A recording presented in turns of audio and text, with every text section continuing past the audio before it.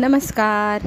तू हिरे माझा मितवा ह्या सिरियलमध्ये आपल्याला असं पाहायला मिळणार आहे, आकाशने जेव्हा अर्णवला सांगितलं की आपली ईश्वरी लग्न करते राकेशसोबत, हे कळल्यानंतर तो संतापतो.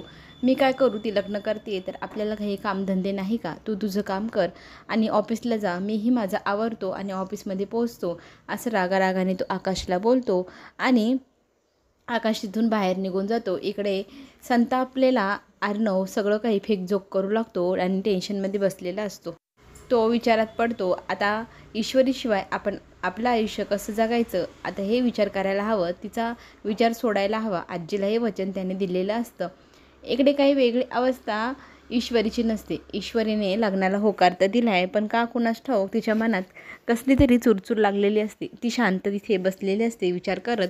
नमुताई तिला किती हाका मारते तरी तिचं त्याच्याकडे लक्ष नसतं.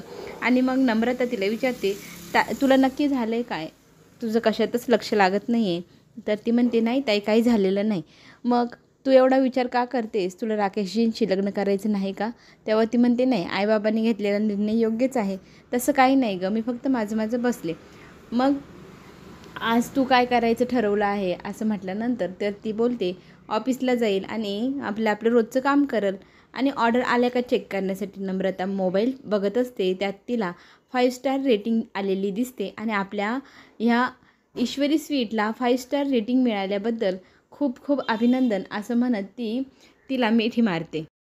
ईश्वरीलाही खूप आनंद होतो. खरं तर हे सगळं फक्त अर्णव सरांमुळेच होऊ शकलेलं आहे. अर्णव सरांनी जर प्रोत्साहन दिलं नसतं तर आपल्याला असं छानसं कामही करायचं सुचलं नसतं, एवढी छान रेटिंगही भेटली नसते. हे रेटिंग मिळाल्याबद्दल आनंद तर आपण सेलिब्रेट करायलाच हवा. तो सेलिब्रेशन अर्णवशिवाय कमीच आहे. तेव्हा अर्णव आपला फोन उचलत नाही, ह्या गोष्टीची ईश्वरीला चिडचिड होत होती. अगदी 100 फोन लावले तरी तो फोन उचलत नाही. इकडे आपले राजेश साहेब आपल्या बायकोला हॉस्पिटलला घेऊन जायचं ठरवत आहे आणि तिकडनंच त्यांना ऑफिसला पण जायचं आहे. तर तू ड्रायव्हरसोबत निघून ये, मी ऑफिसला माझं निघून जाईल चेकअप वगैरे झाल्यानंतर, असं बोलत असताना अंजलीचा चेहरा उतरलेला असतो. अंजलीला तो समजवत असतो, हे बघ, तू ना फार विचार करत आहे, विचार कमी कर गं. तर ती म्हणते, माझ्या डोक्यातनं अर्णव आणि ईश्वरीचा विचार काही केला जातच नाही, मी तरी काय करू. राजेश तिला समजवत असतो की आजीची इच्छा नाही ना, तू काय एवढा विचार करते, त्याविषयी सोडून. त्यात आकाश येतो आणि ताई, एक बॅड न्यूज आहे सांगू लागतो. म्हणजे काय, तर तो सांगतो, ईश्वरीच्या या आयुष्यात काहीतरी वेगळीच उलथापालथा चालली आहे. ईश्वरी आता लग्न करणार आहे म्हणे त्या राकेशसोबत, तिच्या घरच्यांनी असं ठरवलेलं आहे. ही बातमी मला नम्रताने सांगितली. हे समजल्यानंतर राकेशला तर 2 मिनिटासाठी विश्वासच बसेना.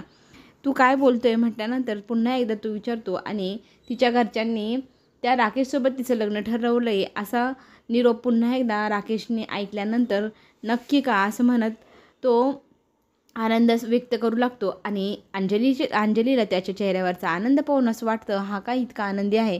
ती विचारू लागते, तुम्हाला कसला आनंद झाला आहे, इथे अर्णव आणि ईश्वरीचं आम्ही लग्न लावायचा विचार करतो आहे आणि तुम्ही त्यांचं लग्न मोडलं म्हणून आनंदी होत आहे. असं विचारल्यानंतर तो सांगू लागतो, हे बघ, आजीला ती मान्य नाही आणि त्या दोघांनी एकमेकांवर कधी प्रेम केलं आहे म्हणून एकमेकांना कधी प्रपोजही केलेलं नाही, कशाला गुंता वाढवत आहे. तिचं होतं आहे तिकडे लग्न आणि इकडे आपण अर्णवचंही लावण्यासोबत लग्न लावण्याचा विचार करतो आहे ना, म्हणजे आपल्या आयुष्यातनं आलेली पिढा आपोआपच निघून जात आहे. त्याच्यासाठी एवढी झंझटही करावी लागलेली नाही. त्याच्यामुळे आपण ह्या गोष्टीत आनंद मानायला हवा, हो की नाही. आपल्या आयुष्यातनं ईश्वरी नावाचं वादळ एकदाच गेलं बुवा. पण ही गोष्ट काही अंजलीला आणि आकाशला मान्य नसते. त्या दोघांचं असं म्हणणं असतं की हे दोघं मेड फॉर इच अदर आहे, त्यांनी एकमेकांशीच लग्न करायला हवं आणि ते दोघं एकमेकांसाठीच बनलेले आहे. पण राकेश समजावून सांगतो की आजीला ते मान्य नाही, कशाला उगाच जबरदस्ती करायची.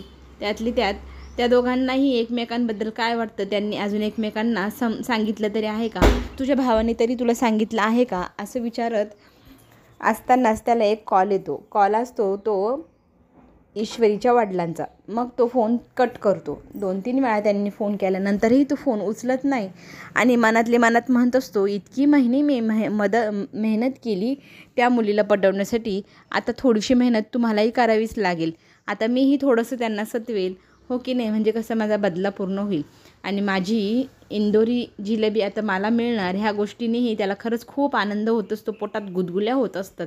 असं झालेलं असतं त्याला, कधी एकदा तिकडे जाऊन पोचेल. अंजलीला तो म्हणतो, लवकर चल आपण हॉस्पिटलला जाऊ आणि तुझं हॉस्पिटलचं काम झालं की मी लगेचच माझ्या कामाला निघून जाईल. अंजली त्याला विचारत असते, सतत तुम्हाला फोन येत आहे, तुम्ही फोन का उचलत नाही? तेव्हा तो सांगतो, कामापेक्षा आता सध्या मला तू जास्त महत्त्वाची आहे म्हणून नाही उचलत. आपल्या स्वीटच्या शॉपवर घाईघाईने ईश्वरी जायला निघालेली असताना पाठीमागनं नम्रता हाक मारते आणि तिला सांगते की हे सेलिब्रेशन खरं तर अर्णव सरांशिवाय कमीच आहे, त्याच्यामुळे तू अर्णव सरांना मिठाई द्यायला जा. पण ती म्हणते, नाही बाबा मी नाही जाणार, त्याला किती ॲटिट्यूड आहे. अगं तुमच्या दोघींच्या मैत्रीमध्ये ॲटिट्यूड येऊ देऊ नको असं नम्रता तिला म्हणते. आणि आपल्या ह्या सगळ्या गोष्टींच्या मागे फक्त अर्णव सरच आहे, ज्याच्यामुळे आपल्याला इतकं यश मिळते, तेव्हा हे सेलिब्रेशन त्यांच्याशिवाय अधुरं आहे असं म्हटल्यानंतर थोडंसं तिलाही पटतं आणि ती म्हणते, चल ते काही माझे फोन उचलत नाही पण मी माघार घेते आणि त्यांना जाऊन मिठाई देते, पण आता एक पेड्यांची सगळ्यात मोठी ऑर्डर आहे ती पूर्ण करते. आणि हे कळल्यानंतर नम्रता तिला म्हणते, थोडीशी पेढे तू अर्णव सरांसाठीही घेऊन जा सेलिब्रेशन म्हणून. मग ती म्हणते, चालेल पण जास्त वेळ लागला तर मी नाही जाणार. नम्रता म्हणत असते, अगं अर्ध्याच्या वर दुकानात मिठाई तयार आहे, मी सगळं दुकान हँडल करल आणि तुला लागला थोडा वेळ तर मी ॲडजस्ट करल ना. मग ईश्वरी म्हणते, ठीक आहे असं तर असं चालेल, मी ती पहिले पेड्यांची ऑर्डर पूर्ण करते आणि जाताना सोबत पेढेही घेऊन जाते असं म्हणत ती रिक्षामध्ये बसू लागते. नम्रताही म्हणते, मी आलेच थोड्या वेळात. इकडे ईश्वरी थेट जाऊन पोचते ती अर्णवच्या घरी. बरं झालं फोन केलं ऑफिसला, आज सर ऑफिसमध्ये नाही तर घरीच आहे, माझं डबल चक्कर झाला असता, बरं झालं मी फोन केला, मी हुशार ठरले असं म्हणत स्वतःचं कौतुक करत ईश्वरी घरामध्ये जात असतानाच तिला समोरनं अर्णव सर येताना दिसतात. खरं तर अर्णव त्याच्या विचारांमध्ये असतो. ईश्वरी आपल्यापासून दूर जाणार ह्या गोष्टींनी त्याला वाईट वाटत असतं, काय रिॲक्ट करावं तेच त्याला कळत नसतं, चेहरा उतरलेला असतो. आणि जात असताना त्याला ईश्वरी दिसते, आपल्याला भास होतो आहे की काय असं म्हणत तो तिच्याकडे नीट पाहतो तर तो भास नसून तीच आलेली असते. ईश्वरीला पाहून तो काहीच रिॲक्शन देत नसतो. ईश्वरी त्याला विचारते, तुम्हाला काही झालं आहे का? तुमचा फोन बंद पडला आहे की रिसीव बटन खराब झाले, मी कितीतरी वेळा तुम्हाला फोन लावला, तुम्ही तर फोनच उचलत नाही असं म्हणत ती त्याच्याशी कितीतरी गोष्टी बोलते, पण त्याचं कशातच मन नसतं, लक्षही नसतं, काहीच रिॲक्शन तो देत नाही. म्हटल्यावर ती सरांना म्हणते, सर आज तुम्ही असे दिसताय जणू काही तुमचं हार्ट ब्रेक झालं आहे, एकदम देवदास टाईप दिसतंय, काही झालं आहे का? पण तो एकही प्रश्नाचं उत्तर देत नाही. तिच्याकडे एकटक पाहतो आणि तिशी आपली बडबड चालू असते. आणि मी तुमच्यावर रुसायला हवं तर तुम्हीच माझ्यावर का रुसलायत असाही प्रश्न ती पुन्हा एकदा अर्णवला करते. मी 101 फोन केले तर तुम्ही एकही कॉल उचललेला नाही. बरं चला मी तुमच्यासाठी पेढा आणला आहे असं म्हणत ती पेढ्याचं बॉक्स काढते. आणि अर्णवला वाटतं की हे पेढे तिच्या लग्नाच्या खुशीमध्ये ती घेऊन आली आहे. आणि तो तिला एकच प्रश्न विचारतो, तू आनंदी आहे ना? मग ती म्हणते, हो मी खूप खुश आहे, ज्यासाठी मी हे सगळं काम केलं, जे कष्ट केले त्या कष्टाला आज फळ आलं आहे, मला तर खूप जास्त आनंद झाला आहे, मी एवढे दिवस त्याच गोष्टीसाठी मेहनत करत होते ना असं म्हणत ती स्वतःच्या दुकानाचं कौतुक करते. आणि राकेशबद्दल बोलते असं अर्णवला वाटतंय की ती कौतुक करते. दोघांमध्ये हा गैरसमज आणखी वाढत गेला आणि ईश्वरीला तर कळलंच नाही आपण कसलं कौतुक करतोय आणि सर काय समजतंय. पण अर्णव स्वतःचे डोळे बंद करतो, राग चिडचिड करायची नाही, आपली ही दोघांची शेवटची भेट असं ठरवून तिच्याशी गोडच बोलायला हवं असा विचार करत तो डोळे बंद करतो. आणि ईश्वरी विचार करत असते, याला काय झालं आहे म्हणून, तुम्ही काय एवढे शांत आहात? तेव्हा तो त्याच्या चेहऱ्यावर स्माईल आणून तिच्याशी बोलण्याचा प्रयत्न करू लागतो. आणि तिने दिलेला पेढाही तो हातात घेतो. अच्छा, हा पेढा तुझ्या आनंदासाठी, तू लग्न का करते असं म्हणत ईश्वरीला तो प्रश्न करतो. आणि इतका झटकाफटकी निर्णय घ्यायचे असतात का लग्नाचे, हाही प्रश्न तो तिला करतो. त्यावेळेला ती म्हणते, माझ्या आईवडिलांनी माझ्यासाठी जो विचार केला आहे तो चांगल्यासाठीच केला आहे ना, आणि त्यांनी केलेल्या विचाराला मी का विचार करू? आई बाबा जे ठरवतील त्या गोष्टीला मी हा म्हणणार, हे माझं पहिल्यापासून ठरलेलं होतं. आणि प्रेम असं विचारल्यानंतर ईश्वरी थोडी शांत होते.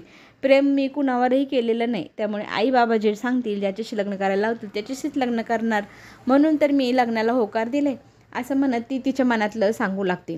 त्याच वेळेला तिथे पाठीमागे वल्लवी येते आणि ही मुलगी पुन्हा आपल्या घरी का आली म्हणून तिची चिडचिड होऊ लागते. आणि ती लगेचच म्हणते, मी आता जाऊन आईला बोलवून आणते. इकडे अर्णवला राकेशबद्दल ईश्वरी जे कौतुक करते ते ऐकून संताप होत असतो. ते किती समजदार आहेत, ते खूप चांगले आहे असं सगळं काही बोलून ती कौतुक करत असते.